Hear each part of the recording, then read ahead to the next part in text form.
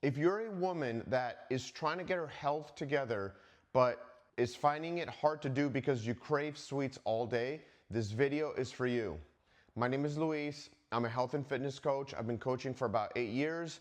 And at some point I realized that women are a massively underserved market because nobody understands what's happening with the hormonal system. Everybody talks about the fitness and everybody talks about the nutrition, but nobody talks or understands how the hormonal system, they tend to call it recovery, but why the hormonal system, how the hormonal system plays an impact. And it's my job, or at least I'm trying, to make some of these complex subjects more understandable so that you can move forward and make the changes that you need to in your life.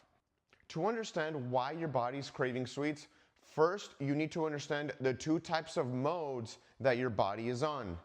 On one side you have chaos mode, and on the other side you have chill mode. Okay? So your body is trying to decide whether I stay here or I need to move in this direction and go to chaos. Now, what would cause a body to go to chaos mode? Well, first let's define what is chaos mode. This is the classic fight or flight mode.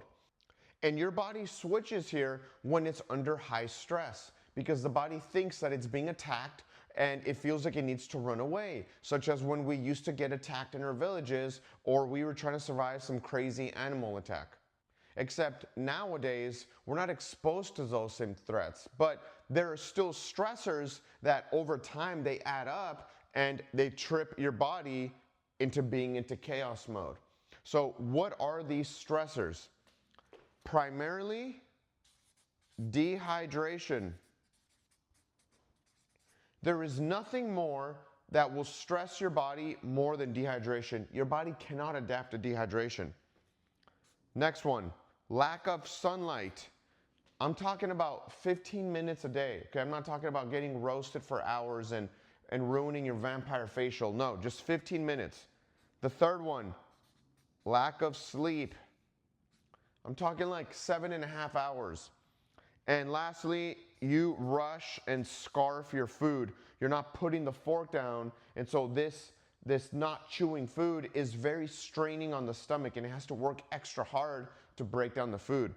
Then you add emotional stress, financial stress, economic stress, you broke whatever, injury, a virus came along. All these things start to trip the body and it starts to move in this direction and you flip into chaos mode. Once your body's in chaos mode, it's essentially gearing up for a fight. Now, if you've seen some of my other videos where I explain, some of the energy systems that your body uses, the main fuel that your body's gonna use in chaos mode is gonna be sugar, AKA glucose. So anytime you eat sugar, whether it's fruit, vegetables, bread, pasta, rice, ice cream, Coke, wine, all of that is sugar. So your body loves sugar because it's gonna feed the big muscle groups that are gonna do the fighting and the fleeing. That is why the craving for sugar goes up. When were you stressed and you were craving Brussels sprouts or carrots? It doesn't happen that way. The body thinks it needs to fight. Now, this is what's tricky. You raise your stress too much, body thinks it's gonna fight, right? So it needs the fuel that's gonna feed the muscle, which is sugar. And then you don't fight because you were just driving, yelling at your partner or arguing with your boss, and all that sugar was mobilized, which your body will also pull some of that sugar from existing muscle and the liver and put it in the bloodstream because it needs it wherever, the resources are gonna have to go. But then you don't use the sugar, and then let's say you ate chocolate or whatever you crave whenever you're stressed, and you didn't fight or flee, well, all that sugar is now sitting in your bloodstream. And then what does the body do? Well, it does what it was designed to do. It's gonna release insulin to pull all that sugar out and deposit it as fat. So now you understand why you're craving sugar when you're stressed. So what do you do to get out of this mode? Well, we gotta go back to chill mode. What are the things that you can do to go back to chill mode? Drink a lot of water.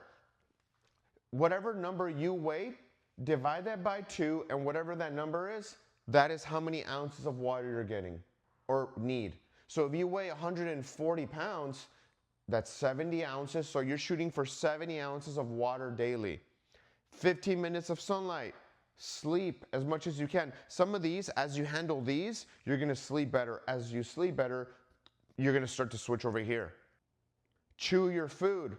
I challenge you to take 15 minutes to eat your whole meal. Put the fork down in between bites. Don't just scarf it. Additionally, what you could do, this is gold, okay? I'm giving you thousands of dollars worth of nutrition advice here. No nutritionist is going to tell you this, okay? Maybe very few will, but you want to prevent also, let's say that you're really stressed, right? There's no way around it. You know, family's a mess, you know, getting a divorce, whatever it is that life is throwing at you. To really drastically reduce the cravings and to lower the stress, break your fast. So breakfast, the first meal of the day, the meal that breaks the fast, with only protein and fat. Do not have carbs for breakfast because your gut is going to be more sensitive to that insulin spike. You want to keep your insulin low. How do you keep your insulin low? Keep the carbs low. This is why keto diet works, because it's high in protein, low in carb.